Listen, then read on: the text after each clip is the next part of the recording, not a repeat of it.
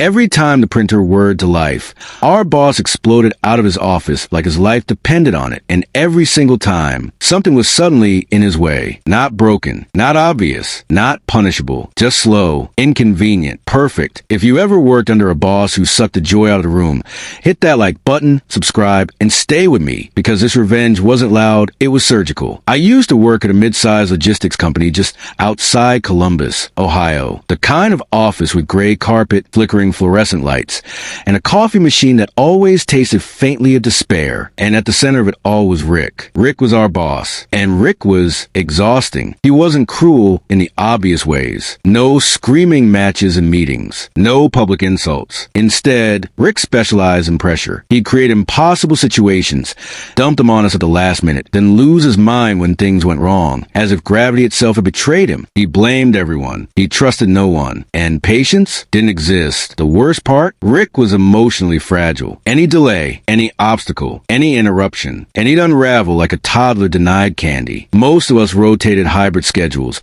but my coworker Evan didn't have that luxury. Evan was in the office almost every day. Frontline exposure. The Cube farm sat between Rick's glass-walled office and the printer station at the back. You could hear everything, especially the printer, because the moment Rick hit print, it was like a starting pistol. His chair would screech back, his door would fly open, and he'd march, fast, straight down the aisle, laser-focused, jaw clenched, eyes locked on the printer tray. That printout mattered more than oxygen. That's when Evan started doing something subtle. At first, I thought it was accidental. Rick would burst out his office, and Evan would stand up slowly. He'd adjust his jacket, pick up a coffee mug filled dangerously close to the rim, and step into the aisle. Rick would hesitate. They'd do that awkward sidestep dance. Left, no, right, wait, left again. Rick's face would twitch. Sometimes Evan would waddle, clearly injured. Sometimes he'd stop to tie a shoe. Sometimes he'd gently sway, balancing that coffee like a bomb. Rick never yelled. He just simmered, veins in his neck pulsing, hands clenching and unclenching. And Evan, polite, apologetic, oblivious. Sorry, boss. Oh, didn't see you there. Careful, hot coffee. It happened once, then twice, then every day, multiple times. Evan timed it perfectly. Every printer sound cue was a signal. Rick's blood pressure climbed in silence. And the beauty? Rick could never complain. What was it going to say? My employee walks too slowly? I watched this ballet of irritation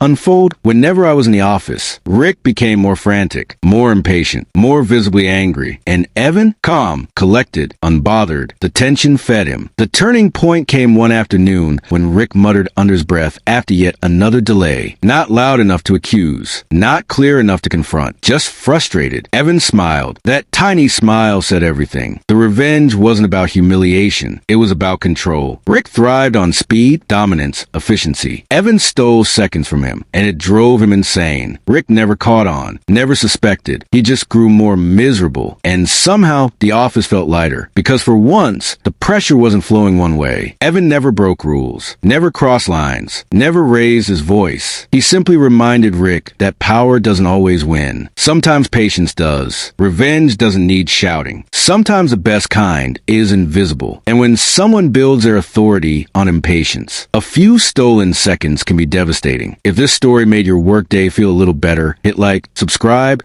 and tell us in the comments, what's the pettiest revenge you've ever seen at work? More stories coming soon.